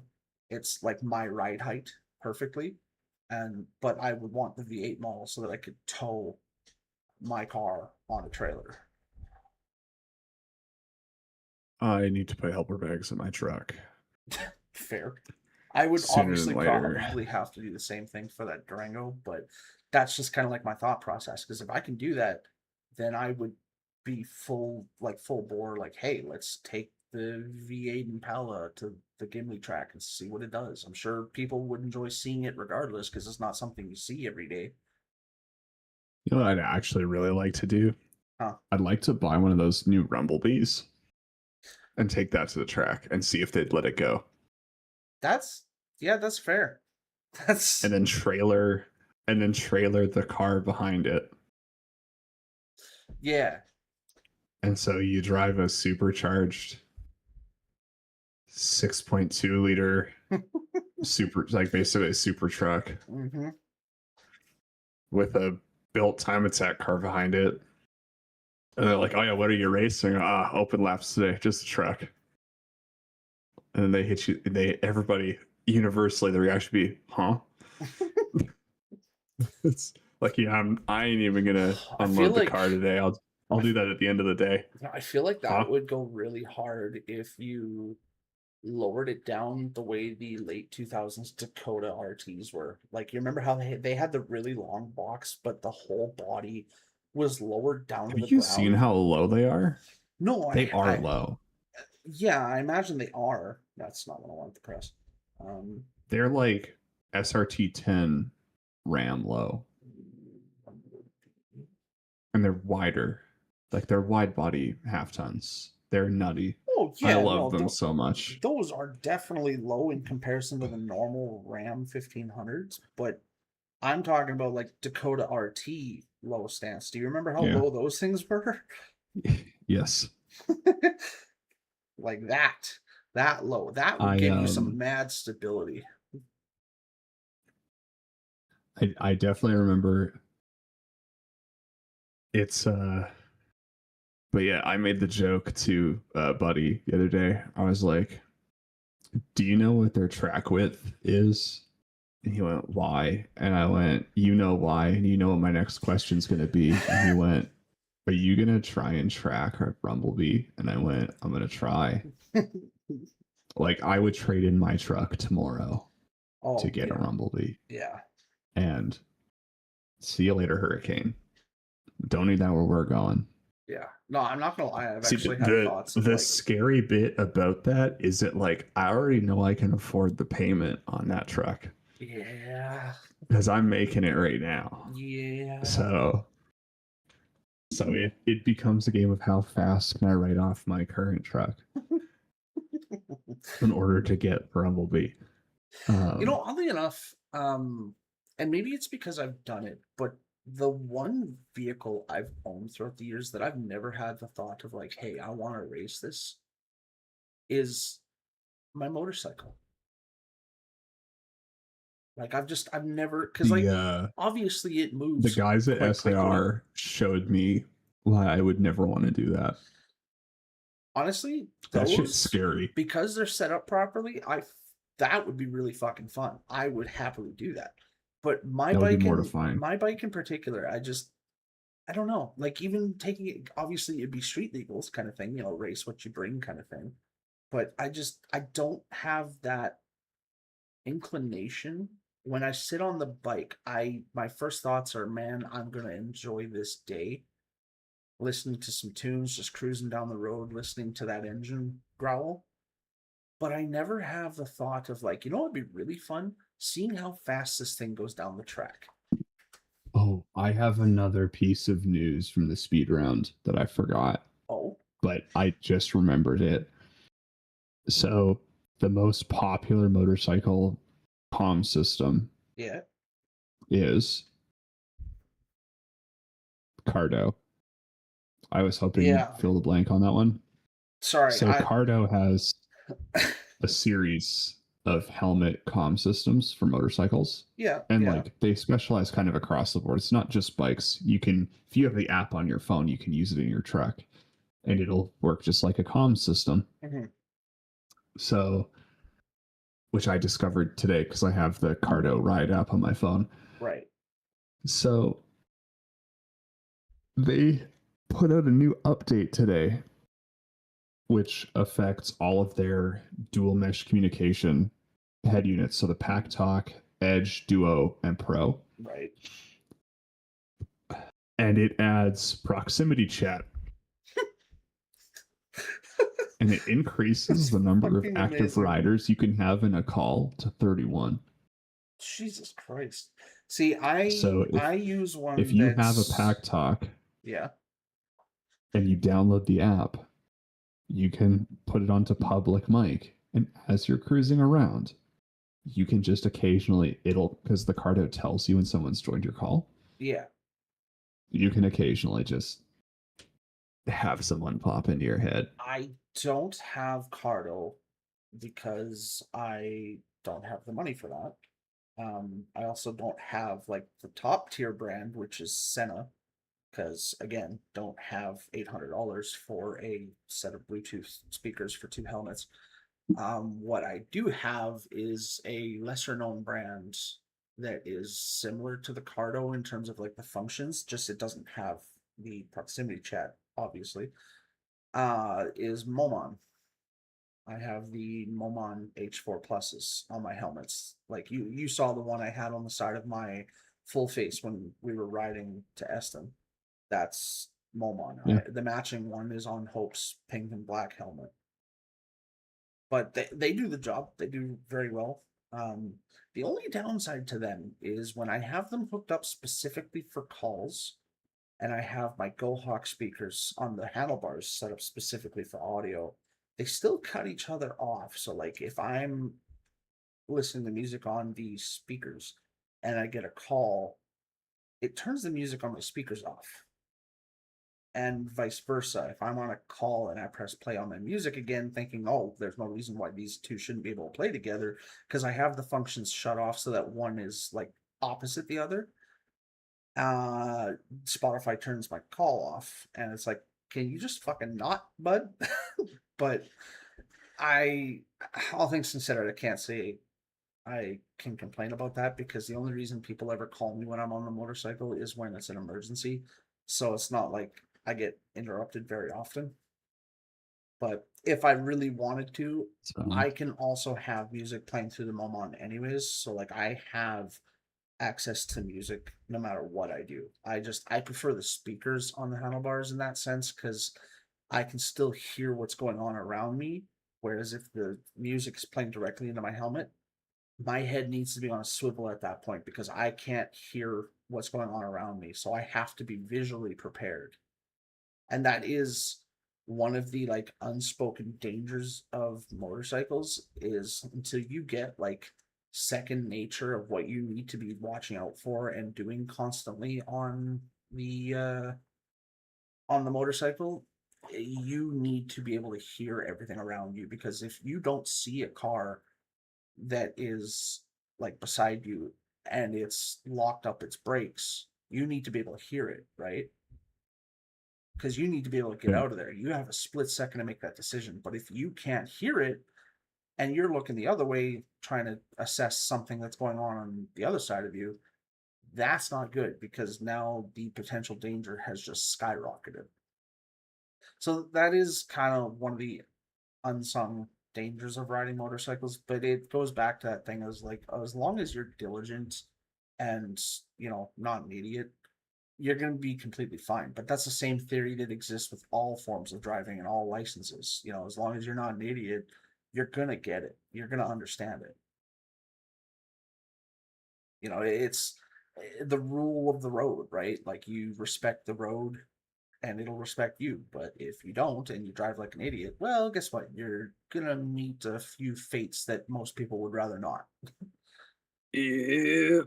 And that's just That'll happen. that'll happen. That'll happen. But I feel like we've debated racing enough, and I'm sure people are probably sick of listening to it, because you know full well me and you could go back and forth about this all night, because this is our lifestyles. These is who we are. We're racers and we're competitive. But did you know that you can buy a Senna 50S for $480 right now? That's crazy. Still so fucking expensive. You can get a Pack Talk Pro right now for $475. Don't get me wrong. If I had the money for a Senna, I would go for a Senna. Senna has been the luxury brand of Bluetooth comms since forever. But the problem is that they also know that they're the gold standard, hence the price. That's wild. But they are nice. Which headsets do you run? I have the Momon H4 Pluses, MOMAN. If I'm being brutally honest, I'm pretty sure I just bought them off of Amazon. I'm on Fortnine's website right now, which is why I ask. Yeah, I don't know if Fortnine is a Momon dealer or not. I'm thinking they're not. No, if I remember correctly, Momon hasn't been around a super long time. Like, I've had these headsets now for 3 years, and they've worked tirelessly. Like, they do work really good. And I think I paid $190 for the double kit, one in each helmet, and it comes with replaceable microphones and speakers and like everything. So I'd be interested to try the Cardo Spirit. I have heard good things about Cardo, but again, I think they're a little bit outside of my budget range. You can get a Cardo Spirit for $150 or the Spirit HD for $240. But is that just is that a singular unit? Because keep in mind, I a lot of times have a passenger, so I need to get two because I need to be. You can get a dual pack of the Spirit HDs for $440. Oh. Or a dual pack of the regular Spirits for $275. And they come with 32 millimeter speakers. Oh god, those little things remind me how broke I actually am. Yeah, me too. I'm looking at it. I'm like, man, how do people justify this? Oh. Like both of the riders in my house have Cardo Pack Tuck edges. They bought them on sale. If okay, so if They I'm paid if I'm $850 for a pair of them. God damn it. That's $1,000 went into the helmets. yeah. Fuck, I did that with It's the not- handlebar system it's on my not for bike, the and bike. I questioned my life choices. Yeah. I'll tell you what Like, though, because Brad like sent Hope me- very rarely comes with me on the bike. If you want, so that you can test out what it's like having a Bluetooth system, just let me know, and I'll let you use Hope's full face that has the Bluetooth system, because she's worn it like twice in the past 3 years. I think the next so I go for my course next weekend. Yeah. I can go to an SGI and declare my endorsement. I could go to the, you know what? I could, because my written's done, I should be able to go to the hub Mm-hmm. like that night Yeah. on my way home. Yeah, as long as So they I can ride- post your stuff with the results in a timely manner. Because sometimes that can Well, take up 'cause- to a day to go through their system. Yeah. But all Well, 'cause I'm things going to considered, you're trans-industrial, all so I don't thing- know how long that's going to take. Oh, that. Yeah. Like, so just the proof that it's done. what My written I tests are all complete. yeah, what they do when you take the course is they actually tell you at the end of Sunday, like when you kind of do the quote unquote road test to see if you're at a skill level where they can allow you to go to SGI and be like, hey, this is my licensing. Which is honestly piss simple. It's just like, hey, get going up to 30 kilometers an hour in second gear and then stop with your front tire inside of this white line box kind of thing. It's super simple. So but what they do tell you is be prepared that you won't be able to immediately go to SGI, because it does take up to 24 hours to get your information into the system. So what I did was I actually went the following day, Monday, after work. If I can't walk into an SGI, literally the time it takes me to drive from Grasswood to the hub on 2nd Avenue in downtown Saskatoon. On Oh, Sunday. No, on a Sunday. No. My plan is to go Monday after work. Yeah, which will be And fine. then Because like literally like- all of us from my course, that's when what happened. We all showed up to the fucking SGI downtown Monday at Mhm. like 5 p.m. and we were all just kind of standing there and did the Spider-Man thing, like I'm gonna ride my bike to the SGI. my recommendation. I'm super excited. First time you actually ride your bike out on the road without knowing that it's less than legal is if you have your earbuds in, listen to I Want to Be Free by Queen. Definitely worth it. Because you gotta fit you gotta fit the music that's gonna fit the adrenaline. Yeah. My plan for comms in the immediate Mhm. is just fight. I'm gonna use my road racing helmet Yeah. because it's not loose, but it fits properly. Mhm. The one that I wore when we went to Eston fits really tight. Like, yeah. and there's really tight is good, but there is also too tight, which is bad. Yeah, there's a reason why that one's tight and it's not made for long distances like what we did. But my Snell one is actually vented extremely well. Yeah. And I mean, I might doesn't be have, stating like- the obvious with this because they probably already sent you some sort of like information packet or whatever of like what to expect. But the biggest thing that they're going to tell you is the helmet you're wearing on the course has to be a full face. So Yep. if you show up with the skull cap I left with you, they will just tell you to go get a full face. They won't kick you out, but they'll tell you to go get a full face. They I'm do gonna not bring care what you I'm gonna wear. bring my new jacket Yeah. and my boots that showed up today. I'm gonna try and ride a little bit around the house on Sunday, I think. That's a good idea. Um, Get comfortable with the way your gear feels, because for all you know, they might not be as comfortable as you thought they were. That's the downside of motorcycle gear. It can turn into a bit of a trial and error thing. Yeah. My the boots I bought the style of them is like a high top shoe. Yeah. They are actually they're ankle covering. My The- hope is that they'll be comfortable enough I can just walk around in them. Yeah. If they feel heavy or anything, or like let's say your jacket, your Honda racing jacket feels really heavy and feels like your arms have a bit of restriction to them just because you're not used to the weight, don't wear that on the training course. Wear, like, honestly, what a lot of the guys that I went on my course with wore was a long sleeve flannel shirt with gardening gloves. They didn't care about it because you had your hands and your arms covered. That's all they wanted. The jacket actually feels really good. Okay, good. I Because did like a I test wore ride in my it leather like the day I jacket bought it. and I didn't realize how like restricted my arms would feel because I wasn't used to the weight of leather at the time, like a pure actual leather jacket, especially a 5X one at that. Those bitches get really heavy. And that's kind of why I struggled on my course, is because I wasn't comfortable.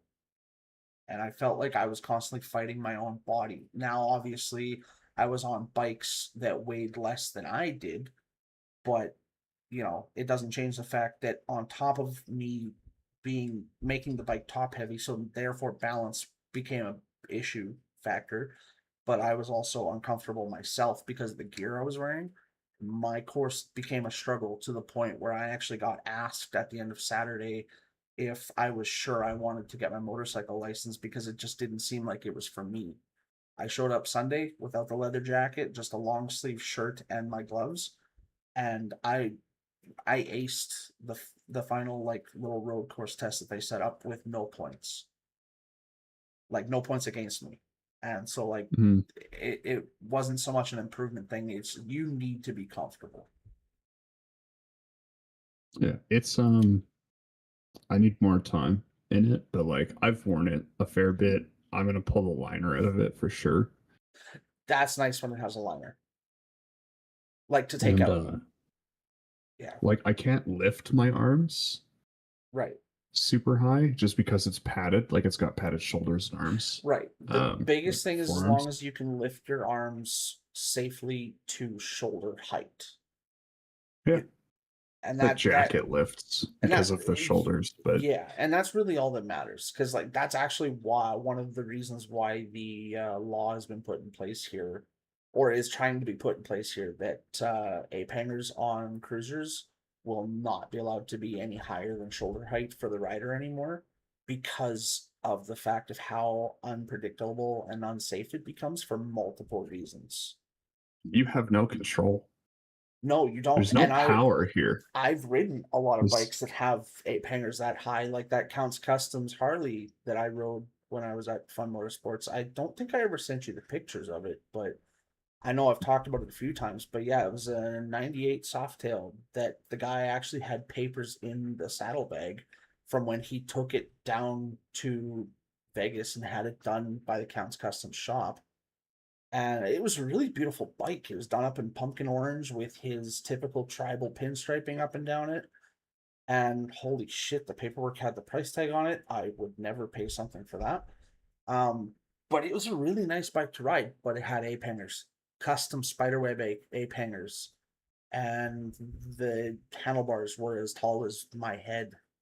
And it was so uncomfortable trying to take a turn with them because it felt like I was literally just splaying myself out on the side of the road trying to get this thing to stand up. Like, in order to get it to stand up properly, I had to speed up. Whereas with most bikes, as long as you're in total control, you don't have to do that. You can just lean slightly or press on the opposite direction on the handlebars. Like, let's say you're leaning to the right, you just put a little more down pressure on your left hand on the left side of the handlebars, and the bike stands up. This Harley would not Mhm. fucking do that. I had to speed up to get it to sit upright, which then became even more dangerous because now if you're coming around a corner and everybody's slowing down, at a red light, now what do? Right? You have a series of choices that you have to make. And so Yeah. I rode that bike for a weekend because it was a trade-in, and I immediately figured out why the previous owner wanted to get rid of it. And I took it back to work Monday morning, gave the keys back to my sales manager, And he asked what I thought of it, and I said, "You don't want to know, because if you put that in the report, we will never sell this thing." So it was, yeah, I understand why they're doing it. And it's just not comfortable in general. Like, my arms and shoulders got so fucking sore so quickly. Like, it's fun to look at. Like, it's a cool fashion statement, staple point if you're using it as like a show bike. But if you're trying to daily drive that thing, you either have tendons and muscles of steel in your shoulder, or you must be a madman. Because, like, there's no way that's comfortable, especially when you're going down the highway for like 3 hours at a time. It's just not doable. Yeah, my plan for gloves is actually to buy like Milwaukee breakouts. They're construction gloves. Yeah. Actually, I mean, fair enough. I because use, they're well padded on your hands for it, like for shock. yeah. They're also armored on the back. You use mechanics gloves. See, well, one of the pairs I have is mechanics gloves, but I do actually have like a set of Undertaker style gloves that I was wearing when we went out to SIR. Mhm. And then the ones that I wore going out to Eston, which were the full leather. I don't wear padded gloves just because, again, I haven't been able to afford them, and it's really hard to find a size of padded gloves in my size because I wear like 3X gloves. Um, but yeah, I found like the Napa Mechanics gloves that I have, they're slim fit, which really allows me to have complete feeling for everything I'm doing with the handlebar system, but also still give me the comfort that like my hands are covered. And I gotta admit, for the price I paid, it's actually pretty good. You know, it's amazing how much the mechanic style gloves actually do pretty well. I mean, fuck, I've even ridden with a pair of sheepskin gloves on before when it was really cold, because there was the second year I was riding, I decided it would be a fun idea to take my bike out for Labor Day weekend, and I was trying to ride out to Eddie and Nathan's acreage. So that's about a 25-minute ride out there.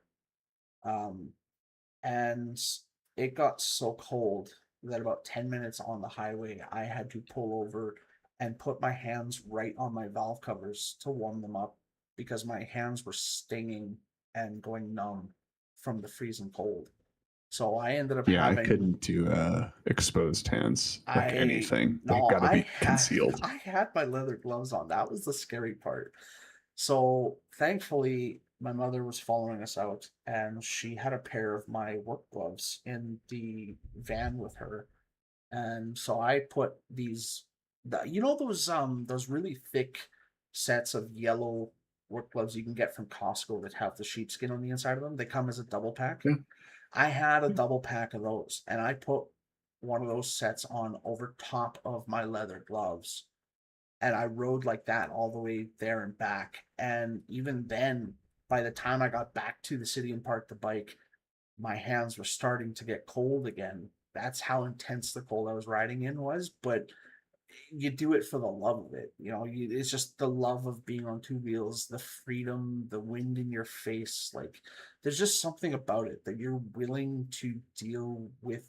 Because let's be honest, there is more negatives to comfortability when you're riding a bike than there are positives. But the positives for us crazy riders are so overwhelming that it makes it worth it. Because it's really hard to find a bike that is actually got a properly fitted seat to you, especially for long distance. So, like, you gotta figure that out. If your handlebars are just not at that right positioning for you, you're gonna get you're gonna get sore arms and a sore back. If your bike vibrates too much, you're gonna get a sore tailbone, and your ass is gonna go numb. If you don't have a backrest, again, sore back. Or if your backrest is ill-fitted, as you found out, for your size, you will bend over backwards and snap your spine. You know, bruise the small of your back. yeah, exactly. Die. if you don't have a windshield. Now you're fighting the wind the whole time because that wind, like what you This felt. is starting to become like the list of side effects that they rapid fire through on most most prescription commercials. Yeah. Like Altira might not be right for you if and it may result in it's like Right. yeah, maybe I should just never go outside again. Oh, right. Everything in this world is out to kill me. That's right. And so, like, I found all a of helmet I those- want now. Okay. Shit. One I sent you the link of. Oh shit! Hold on. It's nice and it ain't even that expensive. What was I'm that? like, goddamn. It's an LS2. Yeah, no, I I just like the color scheme. something just made the sound of connecting and disconnecting when I clicked on Discord and I wasn't sure what it was. Well, that's not what I want to click on, but I guess if it showed it on stream, that's amazing. Hell yeah. That's It's a nice helmet. that is a really sick helmet. It's really nice. And it's like and it's an LS2, which is a brand name helmet. that's I literally punched LS2 helmets into Amazon. Like, I wonder if they have any. Fair enough. Yeah, no, LS2 I've always felt was right up there with HJC. They do really nice helmets. Yeah, mine's an HJC. It's just too tight. Like, if I could repad it, I would probably be What size is it? probably be further ahead. So something obviously I'm assuming you've probably learned by now, but or if you haven't, this is completely new to you. Either way, for the people listening, something you don't realize when you're getting a motorcycle helmet is not every brand makes their sizes the same. So like that's why you really need to try them on before you technically buy, unless you really know the diameter of your bucket. But like for me, that skull cap I wear that has the brim on it is a oddly enough a 1X.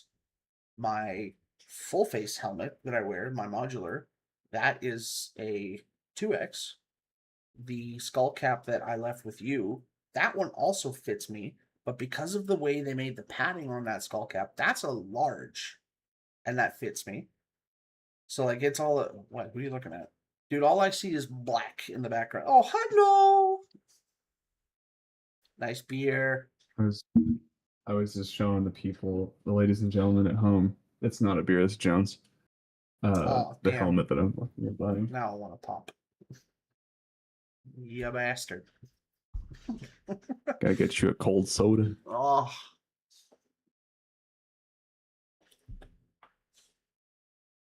How's it going? No, it is a really pretty helmet though. And that's It's a nice, isn't it? It'll go good like in the jacket. that's a really That's good what price. I'm saying. That's a really good It's price. a good too. price too.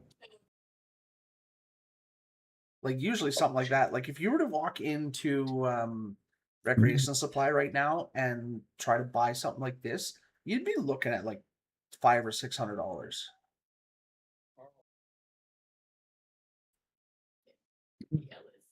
Oh, but that's the wrap. I'm gonna let people continue watching Yeah, the I don't know racing. what Carl has. It's also different. Nice helmet, very nice. Ish. Very nice helmet, very nice. Keep this station. Very nice, very nice. I'm just gonna make more money. Are you guys still doing the tender, or is he playing? We're still doing the tangent. We're just putting we threw a VOD on. We never know what to show behind us. Yeah, and he's Last too week was a chicken hot shit to dog play a roller. game and also talk because he 2 can't weeks ago. multitask. Yeah, hot dog roller ASMR. I still can't It believe was we. so good. I still can't believe we showed that. I can. It was funny. I It's- just fuck. it It was so was out of. It hilarious. was so out of pocket.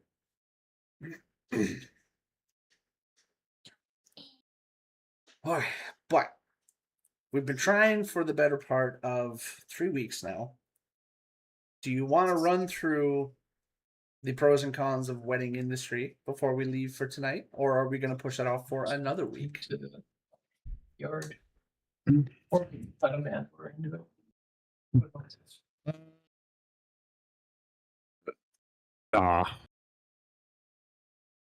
What? Nah, we'll Nah. go. We'll wait till next Push week. it on. Poor wedding industries, man. They're just not meant to be on our podcast. Just fuck them. So it's a sharky industry, anyways. So we're good. It is. I'm honestly, this gives me time to make up a full rant to piss people off about. Like, I'm going to start next week with, are you ready to hear why weddings are the biggest scam in the history of the human race? Please do. Yeah, I'm going No, to. seriously, you need to do that because I'm gonna be like fresh off of the online session. My webinar for the course is Wednesday at 6 until I think it's 9 p.m. Yeah. So it'll literally just be a wedding special. All right, I'm gonna make. I don't know how long it'll end up being, but yeah, I'm gonna put together a rant. It needs to be at least an hour and 15 minutes long. Oh God. Okay, I might incorporate some interweb help. Yeah, no. The live studio audience joined us because they were walking in the house and I had Amazon pulled up still with the helmet. Ah, yes, the temptations of And they Amazon. could see I was looking at it. And so they came downstairs to get a better look and they were both like, that thing is so nice. And I was like, yeah, I'm gonna buy it. You know what they say. Amazon is always the one to pull in the view of the money havers. You know how I have a fucking track car to build in the garage? Yeah, we're not doing that anymore. No. Idea- on a motorcycle train. Idea scrapped. Moving on. Okay, if we sell the Camaro, that gets me $7,000 to put down on a Ducati. Not gonna lie, Or a I'm Triumph Street actually- Triple. I'm genuinely on the verge of like putting off the project on the Impala again, because of that bagger kit I sent you. I talked to Hope about it, Do it. and I was able. This is probably just such a skeevy way to do it, but our marriage counselor is also a motorcycle rider, and he actually just bought the exact same motorcycle as me. So I used that as my segue to be like, oh, hey, by the way, I'm looking at this kit and I can do cheap monthly payments for it. What are your thoughts on that? And our therapist literally just was like, yes, Hope, what are your thoughts on that? And he fully used it to my advantage. She didn't know what to say. She just kind of looked at us both and she was like, well, why don't you wait until you have a few more paychecks under you and we can talk about it closer to winter, because then that would be a good time to finance it. And I was like, yes.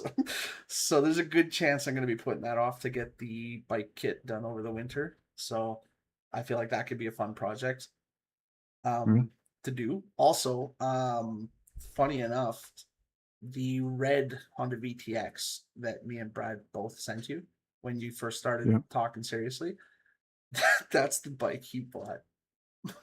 Hell yeah, it is. My marriage counselor just bought it, and he's like, yeah, I just bought a 2003 Honda VTX 1300, and it's blood red. And I looked at Hope with a big smile, and then looked back at him, and he was like, what, am I missing something? And she was like, no, you just opened up a whole can of something that you do not want to deal with. Oh, it was amazing. Again, working against herself in a marriage counseling session. Yep, once that's done, if we're still going to him come next summer, I'm going to use him as my segue into the thoughts on the Impala project. Use it, because then if murder happens, I have witness to thee. But on that absolutely excellent high note, we out of here, dog. Yep. been Blasting a off time. We hope- again. Team Rocket is blasting off again. We hope you've enjoyed yourself. We hope you've had a fun time. I'm kind of missing Matt right now. He normally talks a lot, and we get to talk to him. And Matt's back at work now, so he went back on Monday. Nice. Well, I hope everything goes better for him this time around. Genuinely, though, like, I'm not going to joke about what happened with all that, because I know that was not very fun for him. And we here at the Tangent Room are sending thoughts and prayers to my brother. I did genuinely express quite a bit of concern. Like, obviously, we joke about a lot of things, but what went down there, I given that you and me This have was both bad, my liege. experienced that kind of situation ourselves, it was kind of one of those things where, like, all joking aside for once, we genuinely hope you're okay. Very true. Very true. It's a real tough break situation when your brain gives up on you. Yeah. So yeah, I hope he's doing good. Hope Yeah. he's enjoying his time back at work. Hope he's finding Yeah. fulfillment in what he does for a living again. Yeah, we'll have to get him back on here at some point. We'll have to get him back on here the next time he's around. Yep. We'll do a check-in with Matt. Oh yeah. And you want to know? Here's a fun story about Matt. This is what we'll end with. All right. Let me finish playing this out.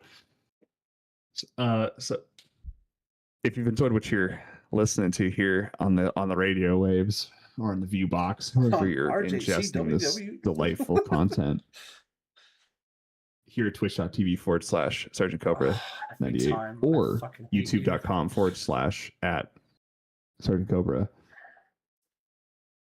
Feel free to May one day hit that you like get button. Alzheimer's and forget that, and then I never have to worry about it again. maybe if you're really into it, hit the subscription button. Don't forget to hit the bell if you're on the YouTube. If you're on the Twitch box, if you're looking for a way to get around those pesky ads, you want to drop a dime on a guy on his subscription, you'll go all the way to the bottom. If you're an Amazon Prime member, you just hit that use Prime sub button. It's basically free. If you think about it, you're already paying for Prime. You get one a month. Would be pretty cool if you used it here. It actually is pretty We'll cool. be back. It is pretty cool. Yeah, We'll be back tomorrow. Well, he'll be back tomorrow Yeah. for Prey. more pray as I get ever closer. And to not the end. religious kind. No, if I did that, I'm pretty sure I'd light on fire. He'll be back Friday for more. Not Suicide Squad Kills the Justice No. League. What are you playing now? I am finally starting the Alan Wake series, Oh, hell yeah. and I am More of the best excited, games. but less than excited. I'm already playing a semi-thriller / scary game on Thursdays. The last thing I want to do is go into a full-on fucking horror series, mental, psychological. It's not horror. It's It's a just kind of psycholo- weird. It's a psychological thriller. That's close enough for me. You have seen how many times my Yeah. heart has almost stopped just over basic things. Listen, I also can't stand the horror genre. Yeah. And I will tell you, Alan Wake, not that bad. Okay, fair enough. Control, hilariously, was actually almost worse. Um, That one's in there too. I gotta play with that series. God damn But it. Control's good because you get Jesse's never-ending wit. Fair enough. I've heard some of the voice lines in that are good. She is a hilarious protagonist. So yeah, Alan Wake on Friday. That's hype as shit. Saturday, Will be more Alan I Wake. might dip out of a wedding Oh. early, and maybe we'll come play games. Yeah. If you Um, decide to dip out early, instead of doing Alan Wake, we can do more Grid Legends We or can do something. some more grid. Yeah. Or if there's we could something work our way to the else. story. Yeah, we'll find something. Ed, the story would We be could good. Yeah. we could look at Dear Passengers. I yeah. think that game is out. Yeah. Yeah, that is. That game looks so funny. Oh god, and Dibs on Pilot. there's so many references to the other Friend Swap games. It's amazing. And that's the end of the week. No D&D this week because I'm at a wedding and D&D will Brad is resume out of next town. Saturday, And which will be the 5th. that's D&D will resume Yeah. September 5th. September As I 5th. get hiccups. Ow. Don't you mean August 29th? Yep. August 29th. Yeah. What do you think I said? We'll just have to start later because I'm coming back in from Grasswood on the 29th. Okay. Well, how? Got bike course, yeah, man. Yeah, no. I need that's bike fair. license to go do bike things. No, that is fair. Whenever you get a chance, if you want to just message him and be like, "Hey, this is the time slot. I'll be back." Just get a guesstimation. Yeah. I will put that in the group chat. And then so yeah, that's Saturday. Probably games with Chris because I don't plan on drinking a wedding that's not within city limits. Monday we're back, more Neo. Tuesday we're back, More Monster more Hunter games World. with friends, more Monster Hunter World. Oh yes. Next that's right. Wednesday we're back with the wedding special Tangent Room. We'll Yep. start later because again, bike course stuff. Probably more Prey next Thursday. More than likely, yeah. I'm Definitely thinking, more Alan Wake next Friday. Yep. I'm thinking I got 2, if not 3 streams of Prey left. Because where I'm at right now, I'm at about 78% of the main story. I've just kind of said fuck it to the side stories at this point. But we've got so much live action for you here at twitch.tv/Sergeant Cobra 98 and youtube.com/Sergeant Cobra. And we'd really hate if you missed it, and you'd hate it if you missed it too. And that is all we've got for tonight. So I'm going to finish it off with a funny story. Okay. So obviously Matt and his fiance are getting married next month. Right.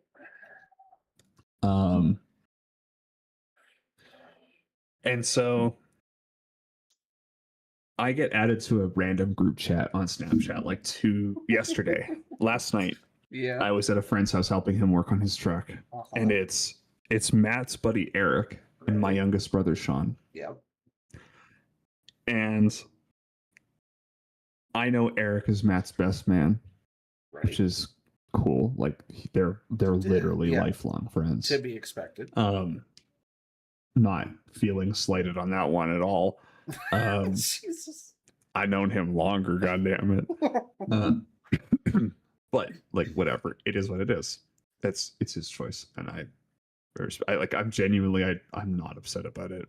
It probably sound like I'm being shitty or facetious, but I'm not. So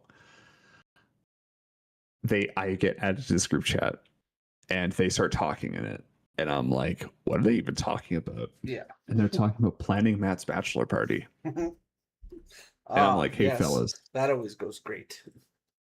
I gotta let you know a little secret. Last I checked, not in wedding party, I'm MC. Yep. And this is a little while after Matt asked me if I was gonna do a speech, Right. because we'd been talking about the itinerary. Our buddy Tanner's coming down, he's the photographer. Yeah. A bunch of my friends are coming in from out of town because they were all invited. Mhm. And I'm like, hey gang, this is crazy work. Like, what am I doing here? And my youngest brother, Sweet Sean, is like, you're a groomsman. And I went, no, I'm not. I would know if I was a groomsman. They were like, you're absolutely a groomsman. I went, that's cap, Your Honor. Let's try So again. I message. So at 8:00 last night, I messaged Matt, and I'm like, hey, quick question. Am I one of your groomsmen? And he was like, yes, you are. News to me. I told you that. And I was like, shit, buddy, that's cap. MC That's- and groomsmen must have gotten mixed up in translation somewhere. And I was like, I'm your MC. I'm not your groomsman. He went, no, I asked you to be a groomsman because Eric's my best man, and then you and Sean are my groomsmen. And huh. Okay, then I guess. And he went, yeah. Which is why I asked you if you were going to give a speech. And I went, why would I give a speech? That's your best man's job. Yeah. And he went, well, you're our MC and also my brother. I figured maybe you'd want to say something. I went, listen, if you want me to give a speech, I will freeball that shit to the best of my ability. But Yeah. I have a little bit of a story about Tori and Matt. And I could be funny about it. But I was like, yeah, sure. Like, if you want me to give a speech, put me in the itinerary, and I will give a speech. And I will be drunk when I do it, and it will be a surprise to me because I will have forgotten. I committed to that. And so he just said, lol, okay, we'll put it in our itinerary script thing, and I guess you'll find out then. So that is my funny story. But Matt, turns out I'm a groomsman at my brother's wedding. Fair enough. Crazy work. Yeah. Who'd have thunk it? That And my actually. stepsister gets married this weekend. Fair enough. Crazy. That reminds me. Did they send out the invitations yet, or no? They're still working on the main setup stuff. I'm pretty sure they did. Oh. Might have to slap that boy. Not No, did they not invite you? no. I know they rented a small hall, Yeah, no, they're probably just and doing- they've been very meticulous about Yeah. invitations. Yeah, it's probably Um, just gonna be like a lot of family members kind of thing if it's a small hall. It's a decent amount of family members, and then like a Well, fair few. I of can our also friends. tell the size of wedding they're having based on how many groomsmen he has, because usually the number of groomsmen is matched to the number of bridesmaids, and so like given that they are only having 3 per side, that tells me that they're having a wedding that is like sub 150 people. Because like look at the wedding we had, like me and Hope. I had 5 groomsmen and she had 5 bridesmaids, and we had close to 300 people there. You know what? You probably could shoehorn your way to an No, invitation. I'm not gonna do that. And to here's him. why. Here's why. Because no, and I'm so I know they had it limited. They had like a hard cap Yeah, on guests. yeah. Which so did we. Brad and Alexis are out of town Okay. that weekend. So there is Okay. suddenly 2 more spots. What weekend is this? Labor Day. Oh shit. Okay. Yeah. No, honestly, if you wanna, it's one of those things where like if you want to put the bug in his ear about it, that's completely. I'm gonna fine. ask him if they invited you guys. I'm not gonna make him feel guilty about it because I get it. We felt guilty about not being able to invite everybody we wanted to either. And that's saying that we still sent out close to 300 invitations. But it's one of those things where like you do come wedding time, it's it's crunch time, and you do have to make choices, and not every choice is going to be a good one. But in the moment you think that's the best one you can do, and so you just roll with it. And I get it. I don't want to make Matt or Tori feel bad at all about that,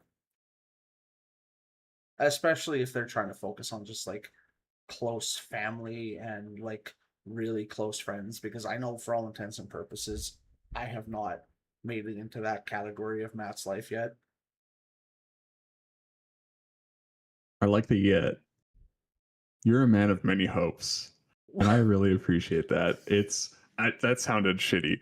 That's not how I meant that. But like, whenever we're talking about like friends that I've introduced you to, Yeah.